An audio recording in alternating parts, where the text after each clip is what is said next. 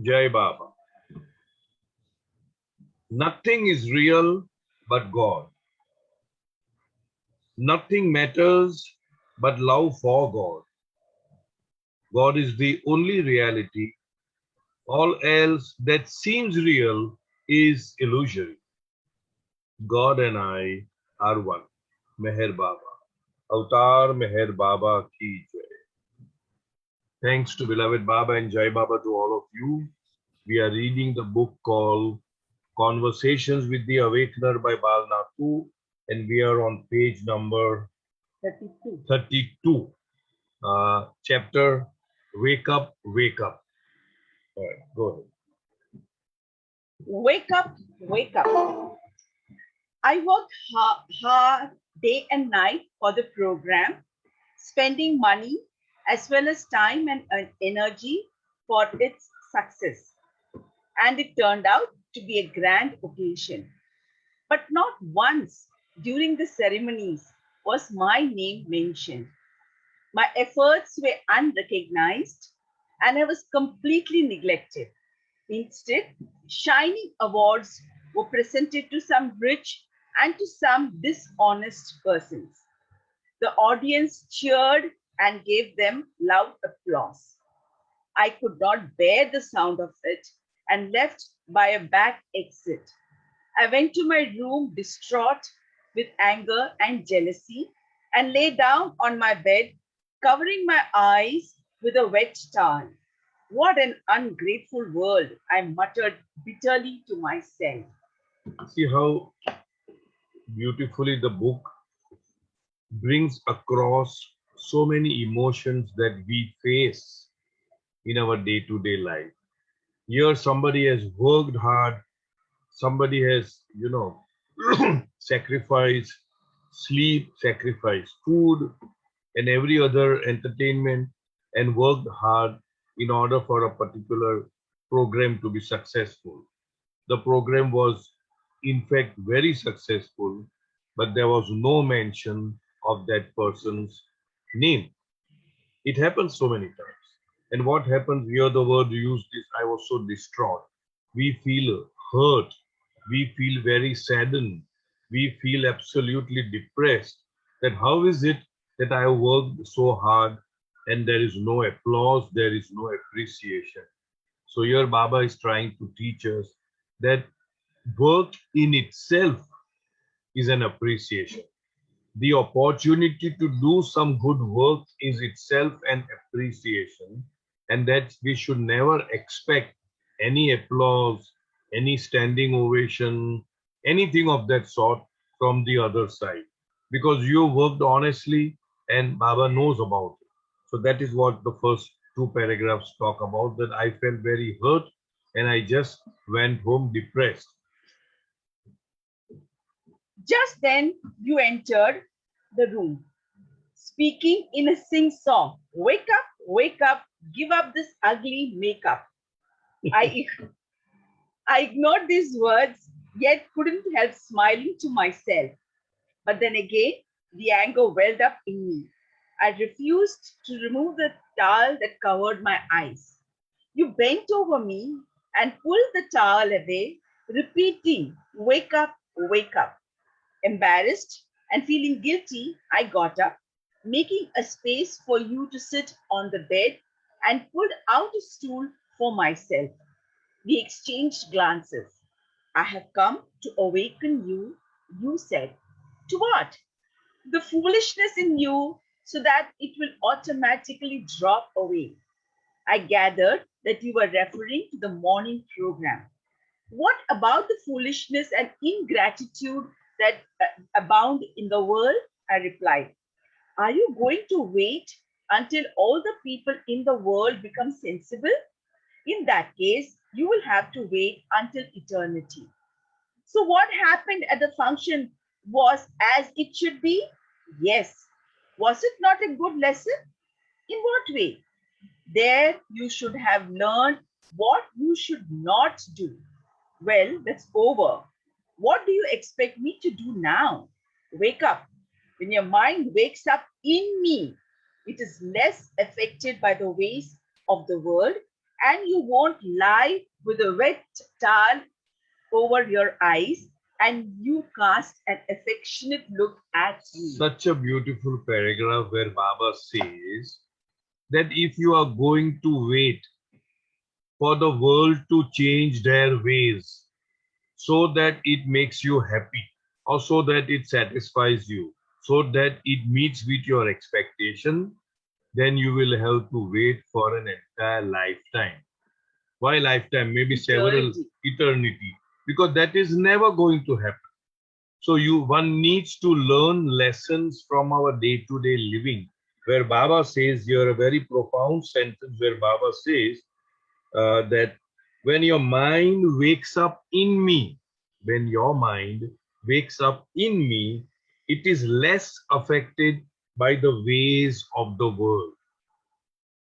The important thing is we should remain unaffected by the ways of the world, by remaining anchored, by remaining, in a sense, drowned in Baba's thinking, in having Baba in our mind and heart, and do not be bothered the way the world reacts to whatever we are doing. Such a very sound lesson that if you are going to wait for people to amuse you, for people to make you happy, for people to satiate your whatever your expectations are, then you will have to wait till eternity. You have to create. I remember a very short WhatsApp. I had shared this year. There were two little boys, and on one of the boy wearing a T-shirt, it was written, "I am happy," and the other boy is asking, "Where did you get this from? I mean, how is it that you are happy? Where did you get the happiness from?" And the little boy says, "I created it myself." So happiness is a self-creation. The moment we depend upon anybody or anything outside of us to satisfy us, to make us happy, to make us whatever XYZ, we'll have to wait till eternity. So here Baba says, wake up.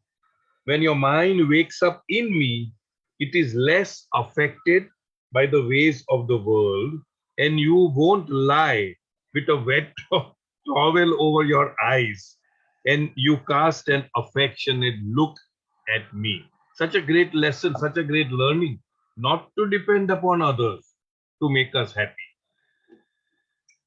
Does waking up in you mean trying to accept all that happens as your will? That's the ultimate revelation. However, if you long for such an understanding, it will continually blossom in you like a bud into a flower. But this growth is so unassuming, so silent, that it eludes a person's attention. Have you ever recognized or felt it? Here again, once again, what Baba is trying to say. Like last time we did the chapter on gratitude. What is gratitude? Accepting every situation that we are in as coming from Baba. It is Baba's will. And I have repeated this many times. Baba's will is the law. We are where we are. We are what we are because of what we have done in the past. That is Baba's will, the law of karma. It does not necessarily mean, acceptance does not necessarily mean that you will not do anything about it. My oft repeated, example would be that if I am sick, if I am having COVID, if I am having anything, I cannot say that, oh, it is Baba's will that I should be sick and therefore I will not go to a doctor or to a hospital or whatever. It doesn't mean that. It simply means first step, acceptance. And second step, you do what is some action. You see, you have to take some action. It doesn't mean that you don't take action, but take it without blaming anybody outside of you, because everything that happens to us is because of us. Although the outsider may have to play a role of a villain or of somebody who is inflicting that hurt or harm upon us. Agreed. But that's a role that he's playing. That again does not mean that if you are hurt or whatever, it doesn't mean that you will not go and report to the police. It doesn't mean that you will not make a case against the person who's cheated. It doesn't mean any of these things. It simply means first acceptance of what it is. There's a nice sentence in English which I've been repeating, imagine the insanity. Insanity means madness. Imagine the insanity of not accepting what is. Because what is just is. If we do not accept what is, we are simply fighting with the problem rather than now creating a situation for the solution. So you don't become a part of the problem, you become a part of the solution by the very first step of acceptance. Right. Go ahead. Awake feeling. A vague feeling comes and goes, doubts disappear and reappear. When will I be certain about it? There are innumerable phases in this journey of waking up in me. Do you ever dream? Invariably every night. But don't sidetrack my question. Do my dreams have a connection with the functioning of your will? Indirectly, they do. Don't complicate things. No, in fact, I'm simplifying them. Sorry, please continue. In your dreams, do you ever see the sun, the stars, the vast expanse of the heavens? Very rarely. All right. Do you sometimes see people greeting one another or fighting each other? Do you ever see lovely gardens or parched deserts? No, not too often. However, I have had much more fantastic and incredible dreams. But please give me a direct reply.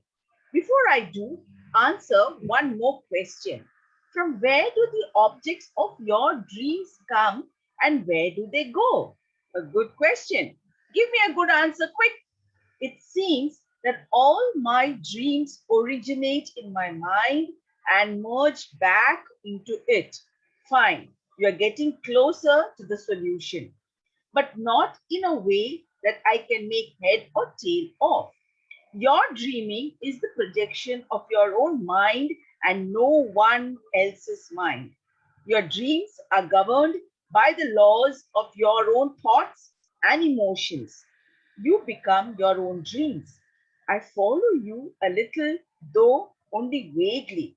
Similarly, this creation is my dreaming to awaken myself in each and every one. So here again, what is creation? As Baba says, it is a divine dream in order to awaken himself in each one of us. When Baba says the very opening sentence of Baba's universal message, and that same line is etched on Baba's tombstone, I have come not to teach, but to awaken. One of the interpretations could be that I have come to awaken myself in each one of you. In myself, I am already awakened. There's nothing more to gain, nothing to do, nothing to accomplish. But in you all, I am bound. And my duty of coming into this earth is to awaken myself in you so that you also awaken. And once you awaken for all times. So here basically what Baba is trying to say is, just as in our own dream, we create things and we absorb the things within ourselves. In the same way, the creation, the cosmos, is nothing but a divine dream. But it has a purpose. Our dream may not have a purpose. Our dream is based on our past samskaras and karmas, bondages and all that. But his dream has a purpose, and the purpose is to awaken everyone and everything in creation.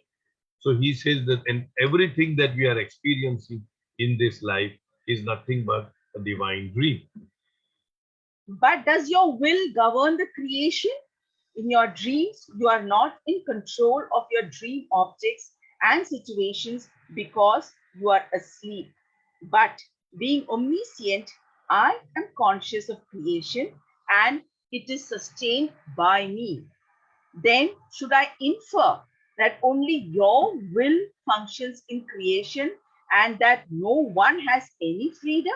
Again, here the universal question of free will and what is predestiny or destiny or whatever destiny, what you call as destiny. So here Baba is explaining, and we have done that in the past in so many ways. Everyone is free, but that is a limited freedom. Trees cannot walk, ants cannot fly. Likewise, everyone has his own limitations.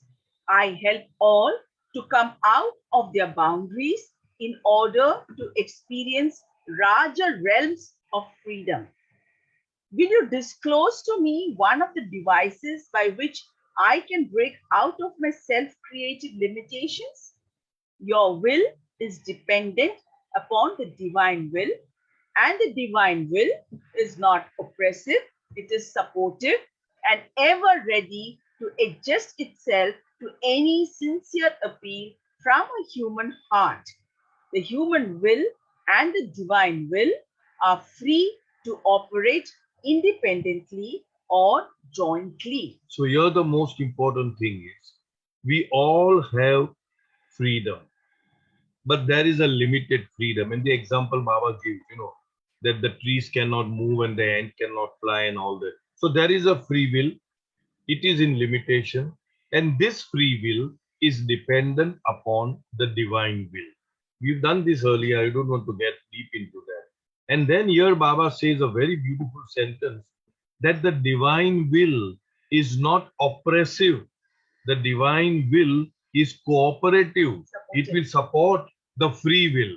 So anything that comes from the core of your being, as asking of Baba, Baba will adjust the divine will according to our human will. So it is adjusting, it is supporting, and it is not oppressive. Can you read the whole last paragraph? Will you disclose to me one of the devices by which I can break out of my self created limitations? Your will is dependent upon the divine will, and the divine will is not oppressive, it is supportive and ever ready to adjust itself to any sincere appeal from a human heart. The human will and the divine will are free to operate independently or jointly. So here, again, I had given an example earlier, much earlier. I would like to repeat that. A software programmer programs a software. And I just gave that example and I'm repeating that, let us say a game of a kung fu, judo, whatever it is, So there are, let us say, thousands of moves that can be moved. If an opponent makes a move, you've got 1,000 choices how you will be moving against that one move. They are all pre-recorded and what you may call as written in the software. So that means whichever move that you move is already written in the divine will. You cannot make the 1,001th move, beyond that because it is not written. So you have the limited freedom to choose any of the 1,000 moves which are already preordained in the divine CD or whatever you call it, divine game. But you cannot move beyond that. So in the same way, all our actions, all our thoughts, all our feelings, all our emotions, all our words are already written in the divine will. But you cannot do anything beyond that. In other words, the human will functions freely, but that freedom is limited and it is functioning within the entire orbit of the divine will. And superbly, Baba gives the example that the ant cannot fly and the trees cannot move. In the same way, we have got several choices. You see, Mani, Baba's sister Mani had given an example about we traveling in a train. So the junction of the starting point junction is determined that the train will end over here, and everybody who's sitting in the carriages, they will all be going over there. Now between the starting point and the end point, you have got limited freedom. You can choose to stand, you can choose to go to the loo, you can choose to stand at the doorway to take the breeze, you can sit at the in a seat which is near the window. You can do all this. That's a limited freedom is given, you see, but ultimately it is bound by the divine will, which means ultimately each and everyone in creation will finally end up at the junction or at the final point of merger with the beloved. So, like Terminus. terminus, you can call it a terminus. So, in other words, destiny for all is the same, but fate, which is nasib, F-A-T, fate, nasib, takdir, luck, you call it, is different. And the fate depends upon our own karma, whereas destiny is final and junction, you will reach that terminus, you will reach that junction this life or maybe a few thousand lives hereafter. So that is fixed. The destiny is fixed, but the fate is different. So, in other words, some kind of freedom we have, but this freedom is limited. Go ahead. I'm out of my depth here, but please go on. Whatever comes to your mind binds you, for you expect certain kinds of results according to physical and psychological laws. Whatever comes from your heart as a total offering to me helps to free you from your limitations. Warmth of heart is stronger than the strength of mind. So, here once again, you're interpreting this a little differently. Here once again, what Baba is trying to say, anything that we do from the platform of a separative, egocentric, finite I, it binds you. Anything that you do as an offering to me, in other words, what Baba is trying to say, and as I interpret it, anything you do as if it is from coming from the street, from the heart, as if Baba is doing it through you, then those things do not bind. And therefore, Baba says that the warmth of the heart is stronger than the strength of the mind. The warmth of the heart would mean love, surrenderance, offering, resignation, no I, my, me, mine, active concern and care for the well-being of the others. All that I would compress that as the warmth Club. of the heart. Yeah, club that as the warmth of the heart. Well, all of this is beyond my limitations. Please just tell me if your visit to me today is due to my human will or divine will. Divine will. The answer to this question is definitely beyond your understanding, because my visiting you is a gift of my unconditional grace. To explain this, we would have to start a different conversation. It is an entirely different dimension. My grace is bound by no laws, human or divine. We have done it earlier many times. That law only operates in the domain of ignorance, in the domain of illusion, in the domain of darkness, or in the domain of dream state. The more that means the law is operational only in that, and Baba being out of the law, he operates on grace, and his grace has no mathematics, no law, no nothing. When his grace befalls on any of us, it is freedom, and for that there is no law. So while we are all bound by the law, he is beyond the law, and he can grace anyone and anything in creation. It is not that, oh, this fellow is a bloody whatever you call it, he doesn't deserve it, but we don't know who deserves what. So in other words, what Baba is trying to say is that grace is beyond the law. Bound by no laws. Bound by no law. It is beyond the law. Okay. Okay, I withdraw my request, but may I continue to be a recipient of your gift of grace?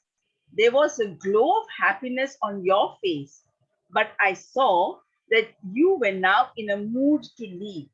You looked steadily into my eyes, then deftly picked up the towel and threw it at me. Buck up, you said. Go and wash the sleep from your eyes to wake up. And you patted me affectionately on the shoulder and left. Left. So your Baba wants us not to brood, not to weep, not to be in a state of depression, garlic face. Many times Baba would say, don't be garlic face. Like when you eat garlic, it smells and it also permeates and spreads all over. At other times, he would talk castor oil. How when you take castor oil, you are in a very, very different, face. So Baba does not ever want us to have a long face or be disturbed or in a mood of depression for the simple reason that all this is a temporary phase, it's a passing phase, and Baba wants us to be positive. Baba wants us to get up and get going rather than be in that state of so-called depression. Any questions on this? I don't think so, but if at all. No. All right. So we go ahead to the next chapter. This is on page number 38 of Conversations with the Awakener. The wish fulfilling tree. The atmosphere was exceedingly quiet and refreshing. I felt very lively and at peace with myself. I thought that it was a perfect setting for you to visit me. But I had also gathered that your arrival is not bound to any inward or outward sign. It is like a dove winging on the wings of your grace. But hooray! This time you came as I wished and surprised me. You are predictable too. I could not resist crying out. You cannot predict me as being unpredictable, you said, and a smile swept across your regal countenance. So beautiful play of words that Bal Natu ji feels that Baba is unpredictable, and actually he is unpredictable. And as he was saying that I don't think he would come such a beautiful setting, scenic, beautiful setting, and just then Baba appeared and say that Baba is saying you cannot predict me to be unpredictable. Okay. I could sense that you were in a playful mood. You gave me a mischievous look and added, today I wish to give you something very special. What is it? I asked eagerly. Guess what? Has anyone ever guessed your next move? I responded. All right, listen, you said. When you return to your home this evening, would you like to find the wish fulfilling tree in your garden in full bloom? Would it please you? Would you like it? I hesitated for a moment before replying. Are you really serious? I asked. Are you really offering me a choice? Yes, that is why I have asked you. If that is true, then I would prefer not to have it. Strange, don't you think that by declining this gift, you will be missing something most rare? It's possible, but then why have you given me an option? Shouldn't I be honest with you? I have my own reasons for declining this offer. Really? Tell me. You know that I am an ordinary person, weak in spirit, and your creation, sorry, is most elusive and tempting. Honestly, I fear that while sitting under the wish fulfilling tree, I would be enticed to wish something that might displease you. Oh, I see. And with an innocent expression on your face, you continued. Anyway, today I am in a good mood and to give you what you wish. What would you like to ask of me? I will only ask if you agree not to give me a choice. Agreed? I will be delighted to receive anything you give me out of your pleasure. If you wish to give me something for my garden, I wouldn't mind at all whether you gave me a thorny plant or a wild flower bush. Of what use would they be to you? How long would they last? Please allow me to say how grateful I am to you. I answered, for taking away the concept of utility from my mind in my relationship with you. Whatever you give me will have a lively touch of your timelessness, and that is most precious to me and most endearing. See how beautifully and how wise Bal Natuji was. That he is asking, why are you giving me a choice? I mean, if you give me a choice and if I choose something and you give me, then there is every possibility that I may use that in a manner which will displease you. So why do you want to give me a choice? And then he says that you can give me anything. You give me, because when you are giving it to me by your pleasure, with your pleasure, then that is a timeless gift. That is something which you have given out of your own pleasure rather than of my choice or of my asking.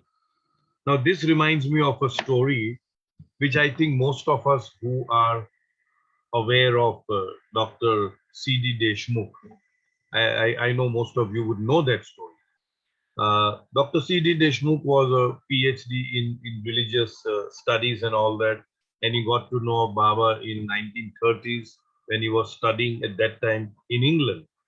He became a disciple of Meher Baba, but he was a very simple man. He was a simpleton, you know. He was not a man of the world. You can see, well, he lived in the world, but not of it, that kind. And Baba would often pull his leg, so to speak, and he would be the butt of a joke and all that. So one fine day, it was 1st of April, and Dr. Deshmukh was supposed to be visiting Baba. And I suppose it was obviously Guru Prasad because Baba would generally go around that time. I assume it is Guru Prasad. And Baba said that, see now, Dr. Deshmukh is coming. Let us just play a joke on him.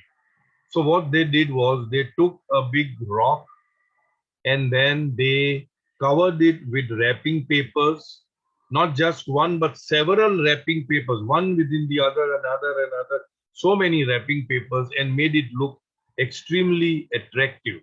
And said that when he comes, and meet all of us, we will present this as Baba has given you this gift, and it is just a rock, it is, and they'll be all laughing and joking and all that. So they all did it. All the Mandli got together to play that trick on Dr. Deshmukh. And now Dr. Deshmukh comes, and he bows down to Baba and sits, and then Irach or somebody says that Baba is very pleased with you today and he wants to give you a very beautiful gift. So he's not bothered about the gift because he was so focused on Baba that nothing would distract him. So he said, okay, okay, okay. Then Irach said, no, no, no, this is the gift. Please take the gift. So he takes it and keeps it aside. And the joke is now flat because he's not opening it. So after some time, Irach says, that won't you open it? He said, Baba indicated to Iraj, nudged him and said, just let us have that joke. So Iraj says, why don't you open it? No, that is okay. That now Baba is there. Let me focus on Baba. That I can always open, go home and open and all that. Then other people butt in and said, no, no, it's not good. It's a very normal practice. It's a sense of good manners to open the gift in front of all and to appreciate it. And again he said, okay, okay. And then everybody was upon him to open that box, that gift box. So very, very gently, he would just, open one paper and that sellotape, he would very, very, so people's patience was, coming to an end. And finally, Erad said, this is not, and he just tore it up, except for the last box. And then he just removed all the wrappings, colorful wrappings and all that, and then gives it back to Dr. Deshmukh to open. And then finally, very slowly, Dr. Deshmukh opens it. And what does he see? He sees a rock. And everybody was waiting for Dr. Deshmukh's reaction. And he was out of the world.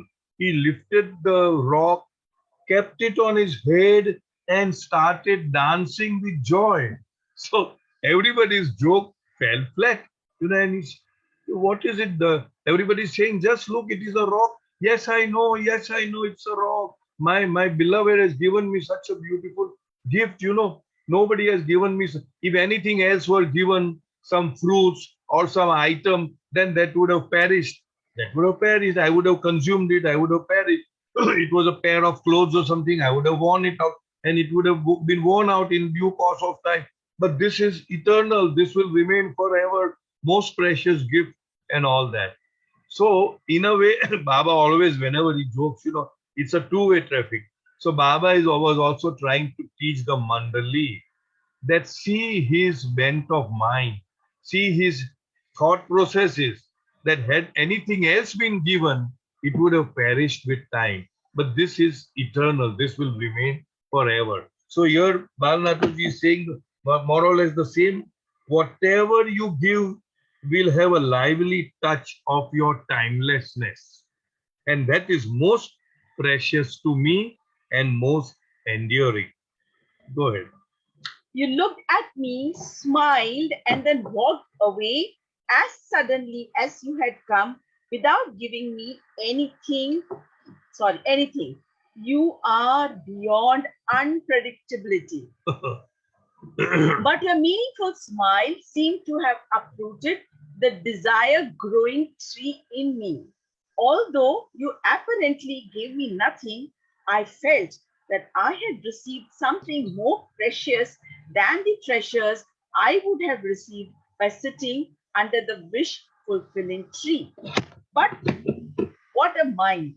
Sometimes, though rarely, I wonder if I was wrong to exercise my choice as you allowed me to do. However, I am also aware that the choice of the tree may have taken away the charm of my intimate relationship with you. Perhaps I would have become more dependent on the tree and less on you, and that would have been a pity.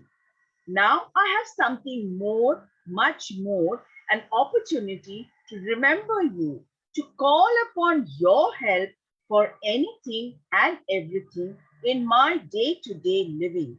Your loving remembrance is the real life Life giving giving. tree that you have planted in me. It will blossom in due course to please you in all seasons. You know the time. See how beautiful he says that had I exercised my choice of a wish fulfilling tree, then I would have perhaps forgotten you. I would have got everything from the tree because it's a wish fulfilling tree. And who knows, I may wish something which may displease you. So it was a nice thing that I did not exercise that choice. And now I have you to depend upon totally. And yeah, your loving remembrance is the life giving tree Real life.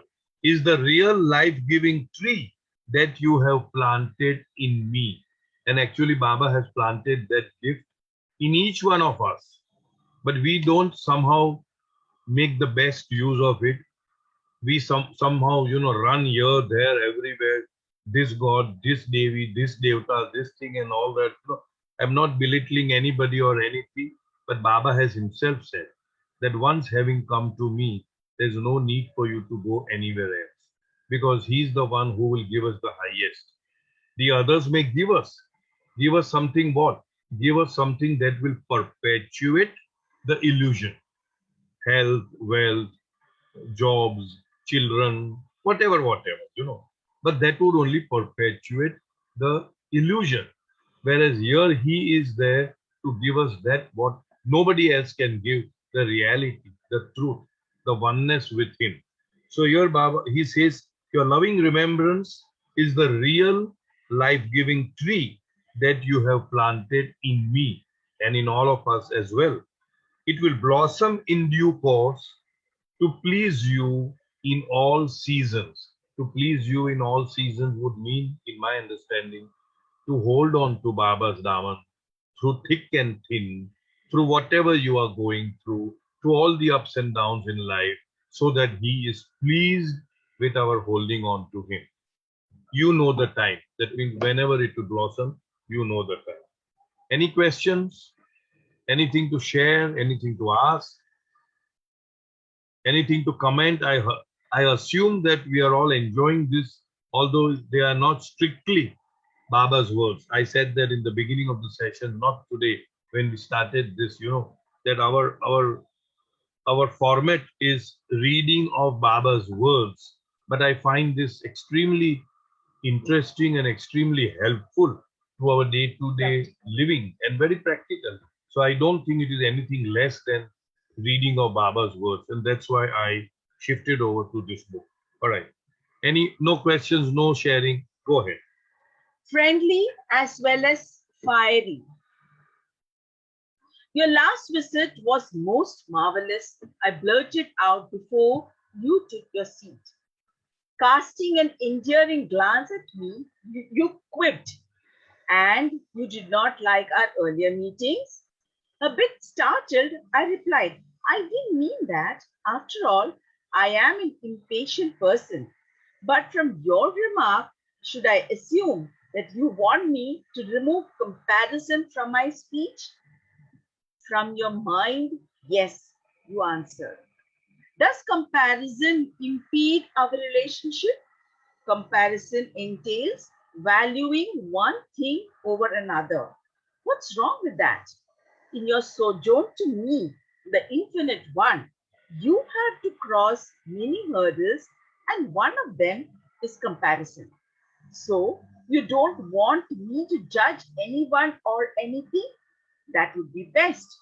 Until you respect the intrinsic dignity of each being and thing, you won't be able to appreciate my indivisible beauty and presence. So here Baba is again sending out a message about comparing things, about comparing people, and most importantly, about judging other people, including judging ourselves. So Baba says that if you stop doing that, that would be best.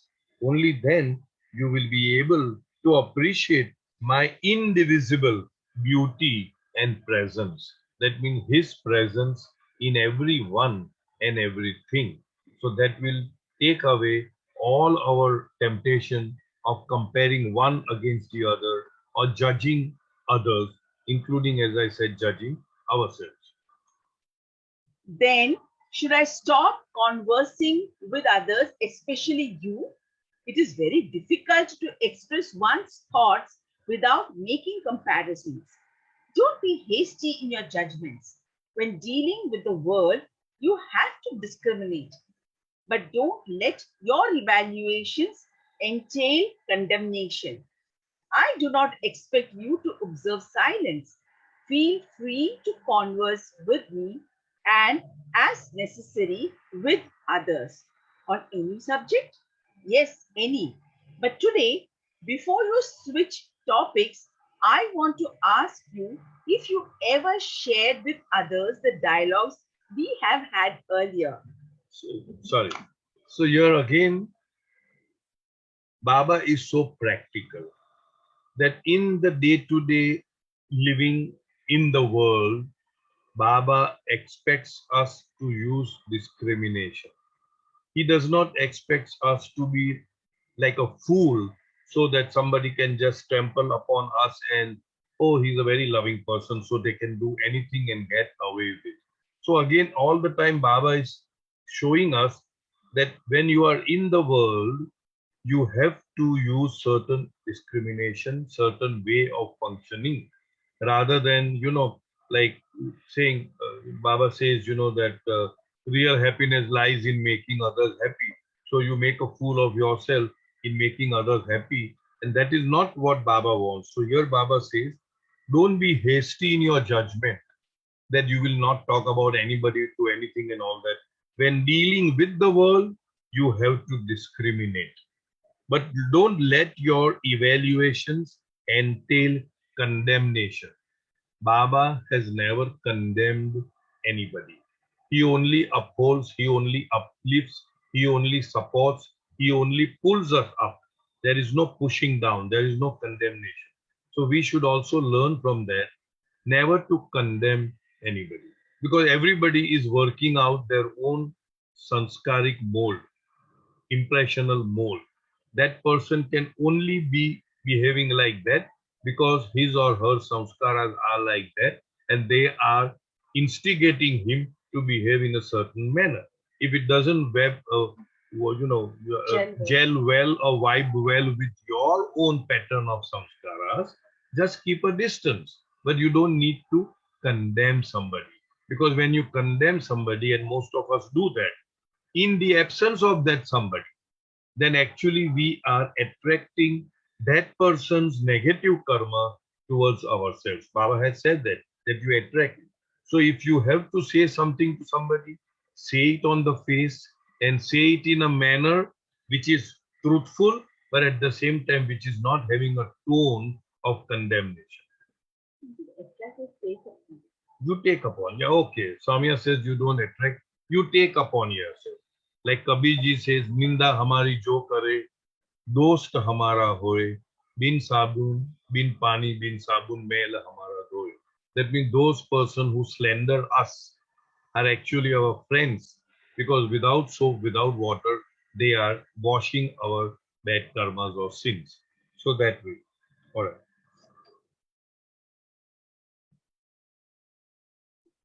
Here Baba is asked. Now here he is opening up after so many chapters. Baba is saying, asking Bal Natu ji, that are you ever discussing what we are talking about to others? Are you talking? Can you just come there?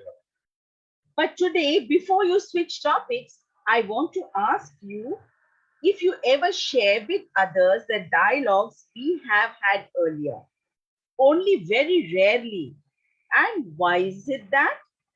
I don't like to teach or advise others. When I try to do that, I feel nervous sometimes, other times, even frightened. Don't try to teach others. However, sharing with others in a friendly manner, ways of living to feel my presence is not giving advice. Here again, I would interpret it that we all have this most precious name, Meher Baba.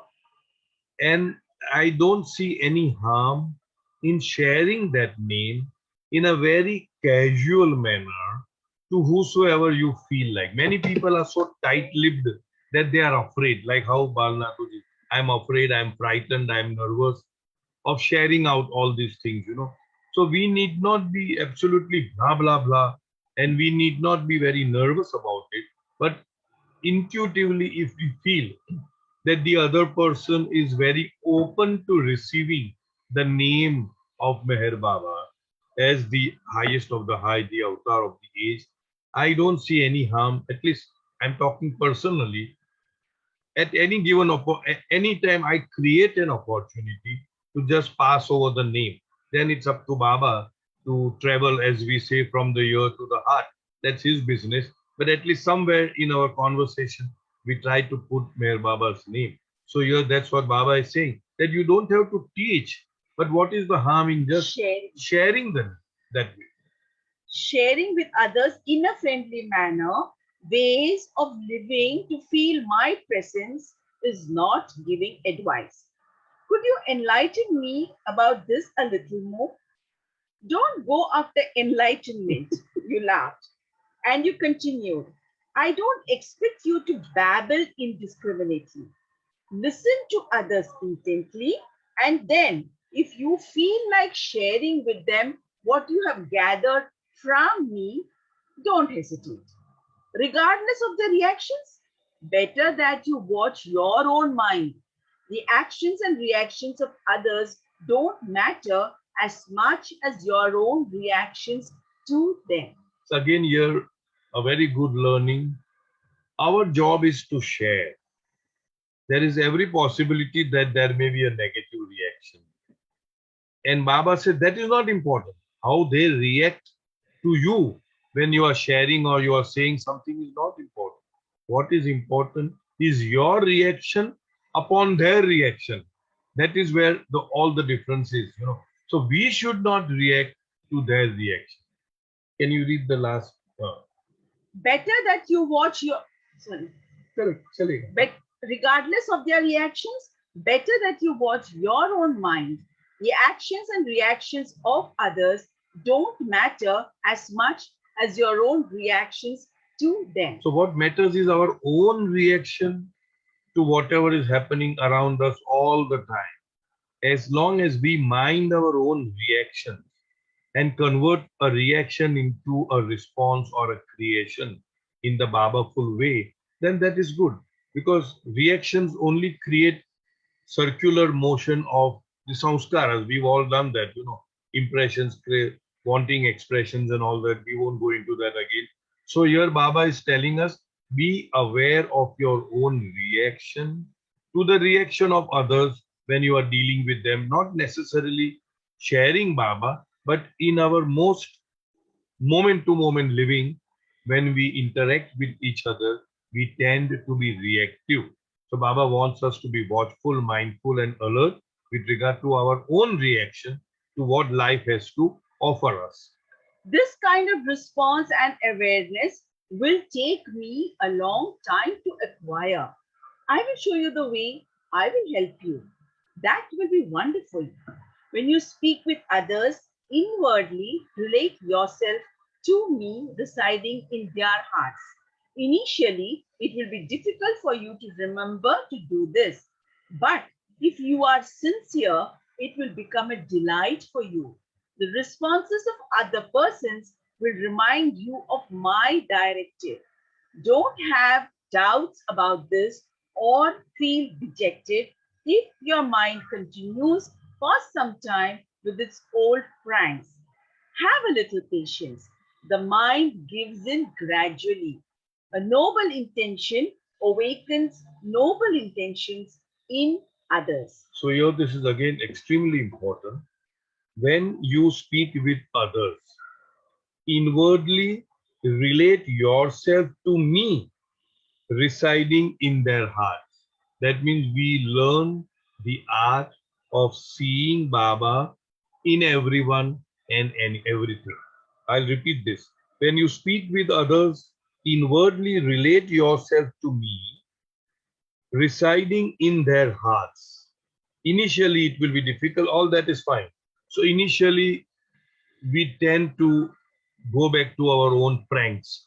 In a sense, we tend to be our own reactive being, but gradually it will go away, and gradually we will cultivate the art of seeing Baba and feeling Baba in others' hearts. And when that is once established, then automatically all our responses to everything that life has to offer will spring forth from Baba is in the other person, and Baba wants to teach me something, Baba wants to tell me something, and automatically our responses would be most noble. Can you just read the whole thing again if you don't mind? When you speak with others, inwardly relate yourself to me residing in their hearts. Initially, it will be difficult for you to remember to do this. But if you are sincere, it will become a delight for you. The responses of other persons will remind you of my directive.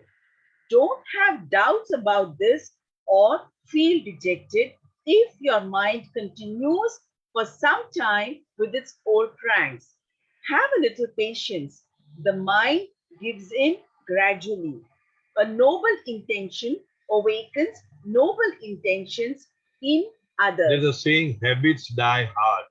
We have been habitual in behaving in a certain pattern, and it's very difficult. So we have to make some conscious effort to start with. And then when it becomes regular behavior, then automatically it will alter. If others jeer at me or ridicule me, should I stop? Accept your failures, but do not brood over what others say. Such incidents serve as a gauge to test your trust in me. These conversations are my gift to you, so don't be cowardly about sharing them with others.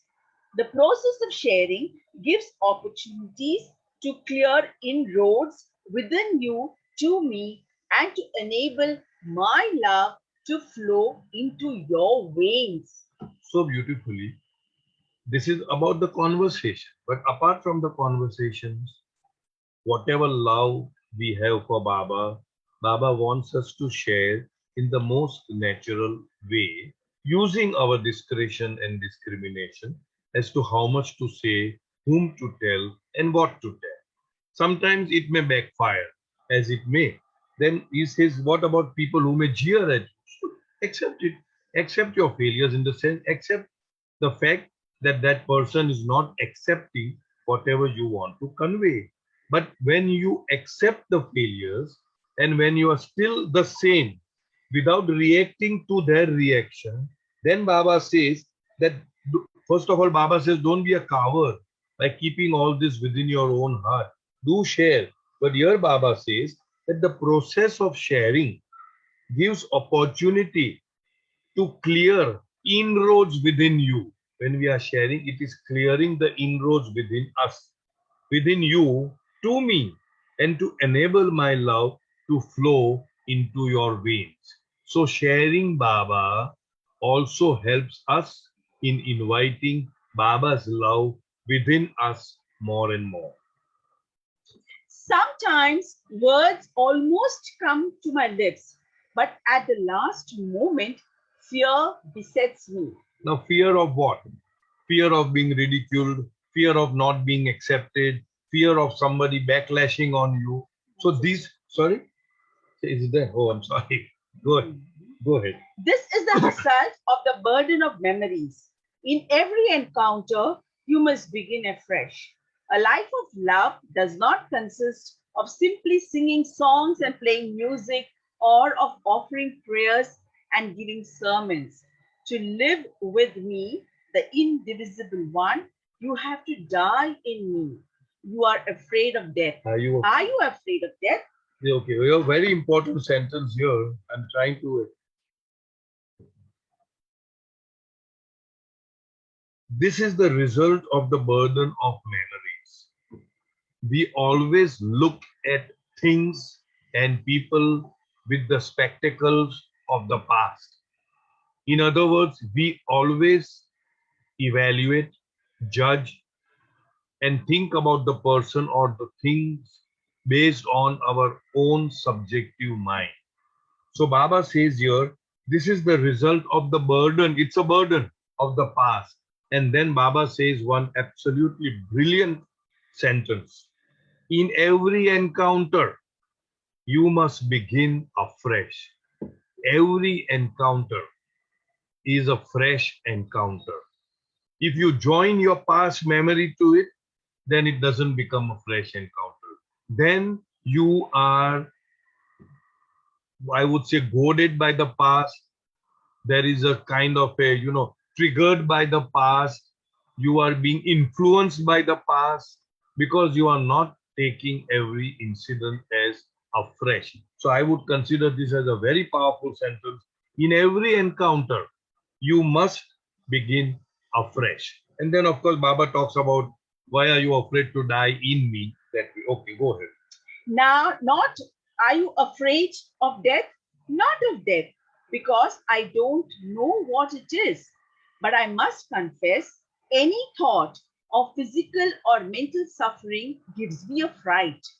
I came to you for real life, and you talk of dying.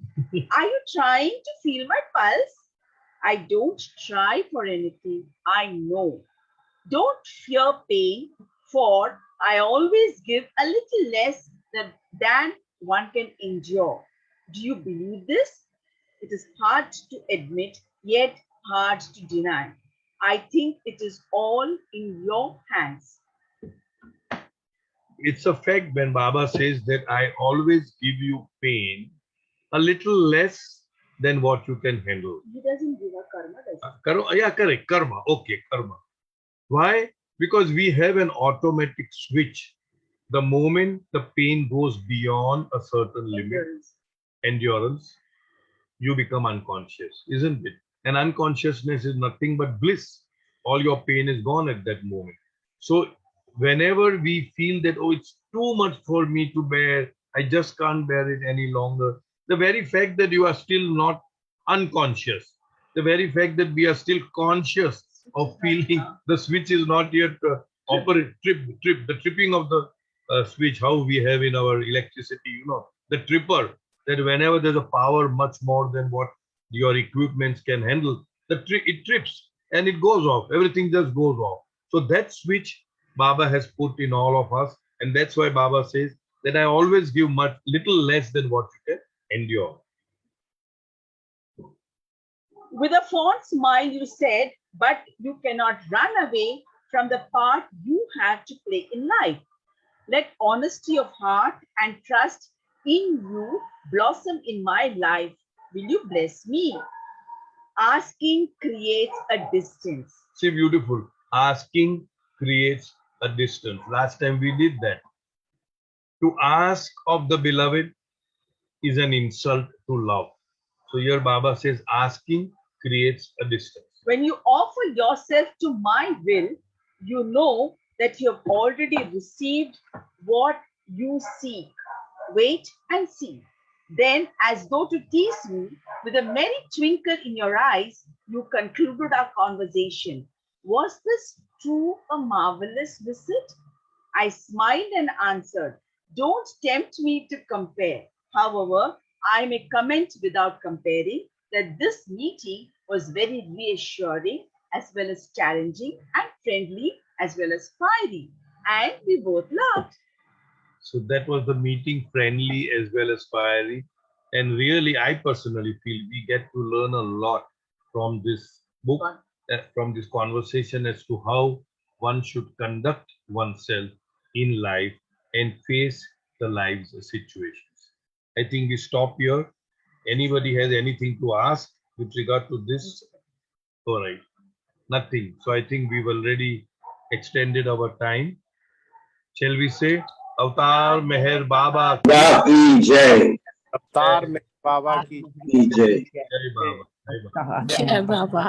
Jai Baba Thank you, Baba. Jai Baba Thank you. Jai Jai Baba. Baba